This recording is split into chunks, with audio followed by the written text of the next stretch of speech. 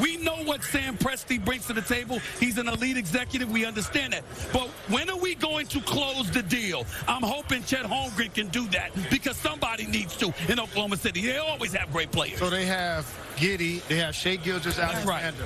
This is where you swing for the home run, Stephen A. This is the guy that you amass all of those picks when you see him in high school and he's going between his legs behind the back and he's leading the nation in blocks. Like, he has a chance to be like not only a terrific performer offensively, but a game changer defensively. And in transition is where he's really going to look what he did here as a 17-year-old, attending Steph Curry's SC30 Elite Camp. And this is where he became famous on YouTube. He put on a show. That's a block on Steph. This is a few years ago. Let me tell you, right now, Steph's watching that. He's doing just fine. He's doing just fine, right? Stephen A., you were right about the Warriors. I got to give you your credit. That's right. But we talked about Unicorn. Look at that. Behind the back with the handle. I think a lot of people probably wanted to see him more, offensively at Gonzaga, but he stays within his role. He plays team basketball. To be able to be a shot blocker with the handle, push in transition, have a face-up shot. It's really impressive. And I know a lot of people talk about his frame, but have you ever seen Giannis Antetokounmpo when he got drafted? Yeah. I mean, I know those are different genes, but you have to give the young man an opportunity to go into his professional I will body. say this before I pass it to you, Jalen Rose. I'm done underestimating dudes based off what I did off of what I didn't see in college. I made that mistake with Karl Anthony Towns years ago. John Calipari wouldn't allow him to shoot jump shots. I had no idea he could shoot. He's the reigning three-point shooting champion, averaging over 23 a game in the pros. I ain't doing that anymore. I'm done. I'm done with that. When basketball players retire, if we don't get in the gym, we gain weight. When football players retire, they lose weight. Yep. So the difference, what I'm saying is, as a basketball player, he's going to grow into his body. I can name 100 examples. You mentioned Giannis. How about KD? KD fell in the draft and went behind Greg Oden because people said he couldn't lift 185 pounds. And who's laughing now? And right now, they've been laughing for a decade. The pick is in for the Rockets. With the third pick in the 2022 draft, the Houston Rockets select Jabari Smith Jr. Okay. from Auburn University. Okay. How you feeling? I'm feeling really good. Someone that could have gone number one, super skilled. I love this. Running alongside Jalen Green. Young man, 6 months younger than Paolo Banchero, full year younger than Chet Holmgren. This team, when you talk about outside shooting, you're adding a guy who's 6'10", versatile, 220 pounds, and shot 42% from three. And the reason I'm so excited, for those who don't know, I'm from Houston. And so we are talking about amassing talent and getting these draft picks and nailing them. I think he's a home run. I think he's a layup pick for the Rockets. Jabari Smith's NBA family tree includes his dad, Jabari Sr., and a former #1 overall pick through their experience. He learns that basketball doesn't owe him anything and to keep his feet planted right on the ground.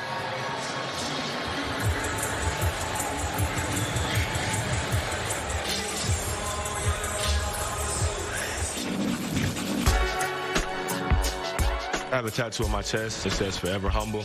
And on the other side, it says no matter how high up you get, never forget where you came from. It kind of just a reminder to me. Making it to the NBA would mean the world to me, would mean the world to my family. I have people in my family who's been there, who's played multiple years in the league. So it's just like respecting them, respecting my name, respecting where I came from. No matter the success, no matter how far I get, just never forget who I am, never forget where I came from, and never forget who helped me get to where I'm at. Going at number 3, he's the highest drafted Auburn player, 5th Auburn player selected in the top 5 in the common draft era, and Monica McNutt has much more with Jabari. Jabari, highest selected drafted player, from Auburn. I understand that you've got something unique inside your jacket that you wanted to carry with you on this big night. Yep. This is the game when I played at home in Atlanta, so it means a lot to me. This is what I do before every game. Just calm myself down, and that's what I put on the inside. All right, sitting next to you is your dad, Jabari Smith Sr. You have experience as an NBA player. What advice do you give your son as he embarks on the next chapter of his basketball career? Just to stay humble and get ready to work, because it's a job, and you got to treat it as such. It's a sport second, it's a job first. Your coach, Jabari, Bruce Pearl, called you the best college shooting big man. How will your game translate in the NBA? I feel like it translates because I feel like I can fit in the NBA system with my shooting ability and my love for defense. I feel like I can come in right away and just make an instant impact. Jabari Smith Sr., Jabari Smith Jr., congratulations on your draft night. Let's send it back upstairs. Thank you. Monica, thank you. Senior, 45th overall pick in the 2000 NBA draft. You know, when you talk about the skill set, one thing that stands out, you know, Jalen, especially in the modern NBA, catch and shoot no matter what, wherever he's on the floor. And also in the pros, the floor is going to be more spaced. And the dynamic athletes that he plays with at guard, in particular Jalen Green, and all of a sudden he's going to improve his ability, Kevin, to shoot off the dribble. But for him to be such a great catch and shoot player and a committed defender at this point of his career, Stephen A., I really believe each one of the top 3 picks landed at the perfect spot for their careers to begin. I don't disagree with you one bit. I think that this is the perfect landing spot for Jabari Smith because of his shot-making ability, because of the fact that they just traded Christian Wood. He's gone, and now you got a guy to pair with Kevin Porter Jr. and, of course, Jalen Green. But what I really like, guys, he didn't look happy. I love that because he was expecting, I interviewed him twice this week, he was expecting to be the #1 overall pick. And when you see a guy that's picked 3rd overall that doesn't look happy, that got an attitude, that's a brother that's about to roll up in the NBA and say, let me show you why you made a mistake. And his dad passing up on me. I like that. His dad was all business. I like that a lot. Well, that's what Jalen Green drew off of just last year. Yep. But she went #1. I went 13. Let me tell you a secret. If you don't go #1, everybody feel like that. That's right. Because everybody feel like they should be the guy. 100%. You saw how he sort of was all business when he walked up, and then he sat down with Monica, and he was grateful. That's a good guy right there. That's a good point. But I do think that move with Christian Wood, moving a guy that was big and mobile and can shoot, sort of paved the way for the Rockets to say, hey, this is our opportunity to seize on someone like him. I'm going to challenge Jalen Rose on what he just said. Stand by, though. Depends on the This pick could be the Don't act like that ain't a change fact. of the draft here. The Kings are on the clock. With the 4th pick in the 2022 NBA draft, the Sacramento Kings select Keegan Murray from the University of Iowa. And this pick by the Kings was widely discussed. Could this be a point where they trade this pick? Because Jaden Ivey was one of those guys targeted by multiple teams. Keegan Murray's an outstanding player. How about a first-team All-American just as a sophomore? He knows what he's doing out of Iowa, but a lot of people talk about the fit here and understanding what the Kings are trying to do. Never saw him until he went up against former Knicks coach Mike Woodson, now coaching at Indiana, and he went up against them brothers. He shoots 40% from three-point range. He went from averaging 9 points to 23 points again. I like this kid a lot. And I like him a lot. 9 rebounds a game as well. Big guard. By the way, he's enjoyed his last 2 years in Iowa playing with his brother Chris. They were competitive in everything they did, both on and off the court. My father's Kenyon Murray. He played at the University of Iowa from 92 to 96. Murray with 4 points in about 4 seconds. My brother and I, Chris, went to the University of Iowa. We were both sophomores there this year. Chris Murray to his brother Keegan. The Murrays taking over here. Chris is older than me by a minute, and he gives me a lot of stuff on that, but he's never beat me in one semester of our GPAs. I was always high honor roll in high school, and he was always honor roll. And then I got academic all Big Ten this year, so I had to rub it in his face a little bit. It's always been our dream to play in the NBA, and for me to make it a reality, I think it's big for our family and kind of solidifies all the hard work that my dad and my brother and myself have put in with each other through our years together. Keegan, you become Iowa's first round draft pick since 1998 when Ricky Davis was selected. What's going through your mind right now? Yeah, it's just special. For me, I grew up 20 minutes from campus, from the University of Iowa, and I think it's just a dream come true. For me, it's about leading the future of the Iowa program. I think this is the first step in doing that. Dad, Kenyon, I see the emotion on your face. It's been a family pursuit in terms of the game of basketball, both of your sons, your career. What's going through your mind? I'm just proud of him. I'm proud of his brother. I mean, they put a lot of work in it. You know, a lot of people doubted him when they signed with Iowa, but, you know, he just kept his head down and grinded. And so, I mean, today I'm proud. I'm very proud. Keegan, for folks maybe not familiar with Big Ten basketball, what are the Sacramento Kings getting as you join their program? I think for me, they're getting a winner, first and foremost. I'm very versatile. For me, I hit a late growth spurt, so I have a lot more room to grow in my game, and I'm excited to get to that. Kenyon, a little bit more distance to travel now to see your son. What are you looking forward to most as he starts this chapter? You know, I'm looking forward to him just showing everybody, you know, what he can do. Obviously, being out west, it'll be a little bit different. I think my daughter will like going out there. My wife will like going out there. But, you know, we're just excited for him to get to work. You know, it's been a long process to get here, and he's just ready to ball. Well, enjoy the evening. Congratulations, Kenyon, and congratulations, Keegan. Appreciate it. Thank you very much. Thank you, guys. Yeah. Monica, this journey is so incredible. He finished high school with only one scholarship offer. Keep that in mind. Western Illinois. When it came to high school rankings, he was number 334 in the country, and he mentioned he knew he was a late bloomer. The man could score. First in player efficiency rating, led the Big Ten in scoring. Absolutely, and you heard Monica ask him about Big Ten basketball, taking for somebody that played in the Big Ten and now is a season ticket holder. I got a chance to watch this man up close and personal.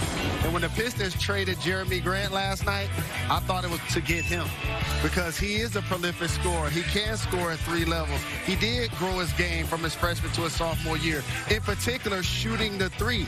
So he's going to be a terrific player to go with the speed of De'Aaron Fox and Mike Brown's offense with the Sacramento Kings. He's extremely polished, and he gives me shades, a little bit of Pascal Siakam, but then, you know, more development with the shot because he's a north and south player. He's got long strides, but you can just see, look at the family. It's in his blood. He's confident, and he seems like the word is culture builder. Well, that's going to help. Immediate impact. This guy's going to be in the Rookie of the Year conversation. He is NBA ready. I view him in similar fashion to Banchero.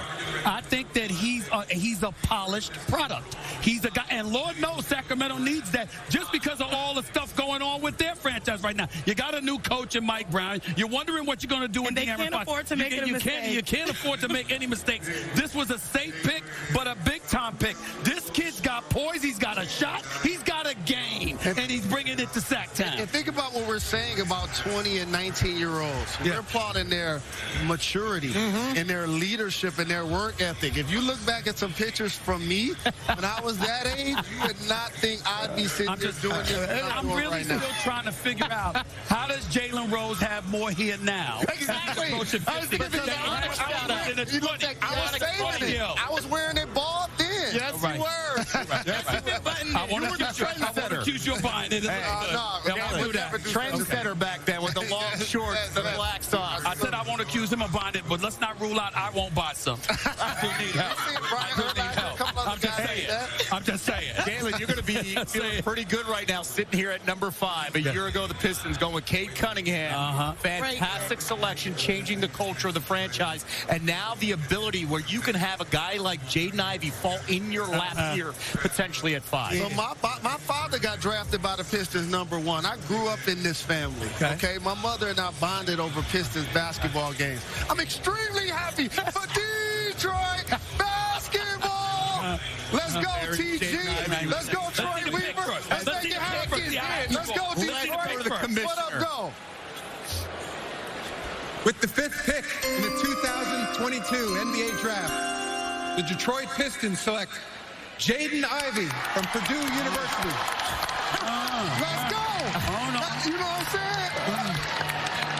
That's a little bro right there.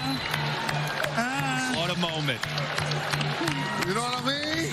Coach Neal has to be so proud. And you mentioned Coach, the head coach of Notre Dame and their women's basketball program, and that's where he grew up. Jay, you watched this young man grow up right in front of you. Yeah, Jaden told me today, he's like, I watched you play in the Final Four, and I'm so happy to see you. And I'm like, I'm even happier for you in this moment. And Coach Neal, I'm just emotional thinking about it. You know, I'm emotional thinking about it, too, because he's 6'4", 200, and he's a blur with the basketball. Been nothing short of exceptional. The current Notre Dame women's head coach, Let's go with Motorcade. They shared Marvin life-changing experience together. Look at Al Mama. That's Let's her boy. get it. He's going to the Pistons. My mom mom's name is Neil Ivy. She went to University of Notre Dame, eventually won a national championship in 2001 in her hometown. A wonderful homecoming for Neil Ivy and a terrific win for Notre Dame. She was with the Indiana Fever. I was a little baby, but as I look at pictures now, I had her jersey on, was in all the arenas that she played in. She eventually took a coaching job at Notre Dame. Now, she'll witness me hearing my name called, on stage on draft night, knowing that she'll be there on the big night. It's going to be amazing. What a story. When Neil was 22, she had Jaden. She would take a frame photo of Jaden on the road when he couldn't go, and now they share this moment together. Monica has more. As Shanae said, this is sort of a win for all of us in the women's basketball community. Jaden, I'm going to give you a second to get yourself together. We have a surprise for you. We want you to check out this video. Jaden, it's Arike. I just want to say congratulations on being drafted in the first round. That's crazy. I'm even saying this, just seeing this little boy grow up, wanting to be in the gym all the time, working on his game every single day to become this young man, superstar athlete, and you're about to go crazy in the league. I'm a firm believer that you're really about to take over this league. So I love you. I'm proud of you. It's your time to go crazy, and I'm always in your corner. Arike Ogunbowale, of course, the tremendous player with the Dallas Wings in the WNBA. You good? You ready? All right. Well, tell me about the emotion. Oh, man. This is everything, man. I work day in and day out to just get to this level. And, I know I wouldn't be here if it wasn't for her. And I'm just so happy. I'm just so happy. Neil, I'm not going to lie. I thought you would be the one crying. But you are stoic. But as you look at your baby achieve his dreams and know how much of an impact you had in the example that you set, what's this like for you? I'm speechless almost. This is his dream come true. To be in Detroit, we have so many amazing roots in Detroit. To be able for him to, be able to walk on that stage, and I'm just so joyful. I'm so happy for him. So I'm just taking it all in, soaking it all in. Speechless could have made my job real tough, sis. Okay, now, for the Detroit Pistons, either one of you can answer as a basketball head coach at Notre Dame, or you can answer for yourself. What